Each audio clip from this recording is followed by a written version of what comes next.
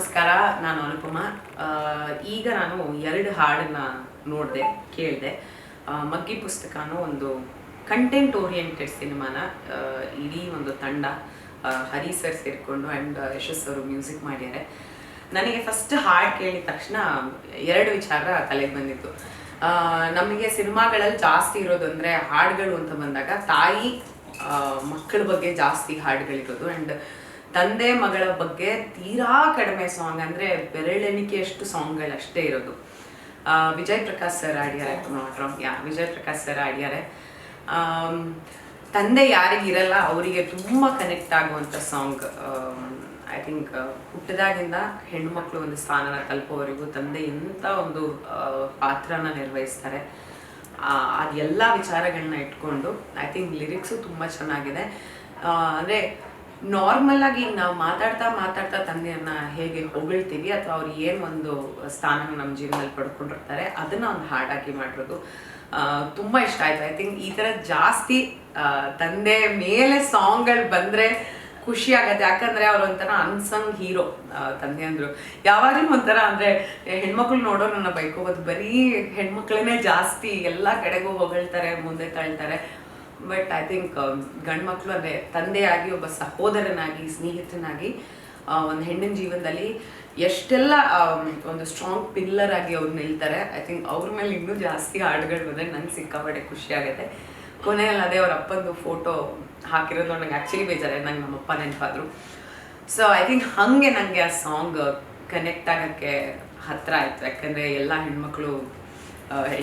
ಹೆಣ್ಮಕ್ಳಿಗೆ ತಂದೆ ಅಂದ್ರೆ ಸಿಕ್ಕಾಬಿಟ್ಟು ಇಷ್ಟ. ಸೊ ಹಾಗೆ ಆ್ಯಂಡ್ ಹಂಗೆ ಅನ್ಕೊಳ್ತಿದ್ದಂಗೆ ಮುಗಿಲೊಂದು ಅಂತ, ಒಬ್ಬ ತಂದೆ ಇಲ್ಲದೆ ಇದ್ದಾಗ ಮನೆಯಲ್ಲಿ ಒಬ್ಬ ತಾಯಿ ಮಕ್ಕಳನ್ನ ಸಾಕೋದು ಅಥವಾ ಏನೇನೆಲ್ಲ ಪರಿಸ್ಥಿತಿಗಳನ್ನ ಅನುಭವಿಸ್ಬೇಕು ಅದರ ಬೇಸಿಸ್ ಮೇಲೆ ಒಂದು ಹಾಡು ಮಾಡಿದ್ದಾರೆ. ತುಂಬ ಚೆನ್ನಾಗಿದೆ.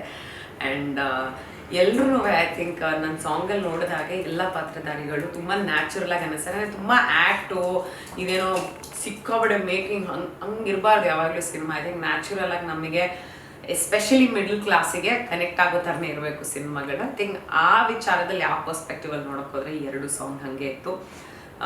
ಸೊ ಇದನ್ನು ನನಗೆ ತಂದು ತೋರಿಸಿದ್ದಕ್ಕೆ ಇಡೀ ತಂಡಕ್ಕೆ thank you. And cinema concept ಬಗ್ಗೆ ಕೇಳ್ತಾ ಇದ್ದೆ. ಮೊಬೈಲ್ ತೊಗೊಳ್ಳೋದು ಆ್ಯಕ್ಚುಲಿ ಇವತ್ತಿಗೂ ಎಷ್ಟೋ ಜನಕ್ಕೆ ಕಷ್ಟ ಇದೆ. ಐ ಥಿಂಕ್ ಮೊಬೈಲ್ ತೊಗೊಂಡು ಇಂಟರ್ನೆಟ್ಟಿಂದ ತುಂಬ ಹಾಳಾಗ್ತಾ ಇರುವಂಥ ಸಿಚುವೇಶನಲ್ಲಿ ಇವತ್ತಿಗೆ ನಾವು ತಲುಪಿದ್ದೀವಿ. ಅವ್ರು ಹೇಳಿದ್ರು ಕೊರೋನಾ ಟೈಮಲ್ಲಿ ಶುರು ಆಗಿದ್ದು ಅಂತ, ಅದಕ್ಕೆ ನಾನು ಎಗ್ರಿ ಮಾಡ್ತೀನಿ. I think after corona social media ತುಂಬ ಹಾಳಾಗಿ ಹೋಗಿದೆ, ತುಂಬ ಜನರ ಜೀವನನ ಹಾಳು ಮಾಡಿದೆ. ಐ ಥಿಂಕ್ ಇಂಟರ್ನೆಟ್ ಫ್ರೀಯಾಗಿ ಸಿಕ್ಕಿದ್ದೇ ಇರ್ಬೋದೇನೋ, ಅಥವಾ ಮೊಬೈಲ್ ತುಂಬ ಎಷ್ಟೋ ಜನಕ್ಕೆ ಆಬ್ವಿಯಸ್ಲಿ ಮೊಬೈಲ್ ಈಸಿ ಆಗಿದೆ ತೊಗೊಳಕ್ಕೆ, ಬಟ್ ಅದೇ ಥರ ಎಷ್ಟೋ ಜನಕ್ಕೆ ಕಷ್ಟವೂ ಇದೆ. ಐ ಥಿಂಕ್ ಅವರೆಲ್ಲೂ ಪುಣ್ಯವಂತರು ಅನ್ಸುತ್ತೆ, ಮೊಬೈಲ್ ಇಲ್ಲದೆ, ಇಂಟರ್ನೆಟ್ ಇಲ್ಲದೆ, ಸೋಷಿಯಲ್ ಮೀಡಿಯಾ ಇಲ್ಲದೆ ನೆಮ್ಮದಿಯಾಗಿ ಬದುಕ್ತಿದ್ದಾರೆ.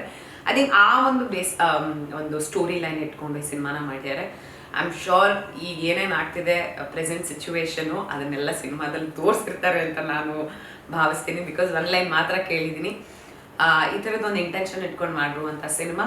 ಐ ಥಿಂಕ್ ಇಡೀ ತಂಡಕ್ಕೆ ಒಳ್ಳೆಯದಾಗಲಿ. ಆ್ಯಂಡ್ ಎಲ್ಲರೂ ಸಿನಿಮಾನ ನೋಡಿ.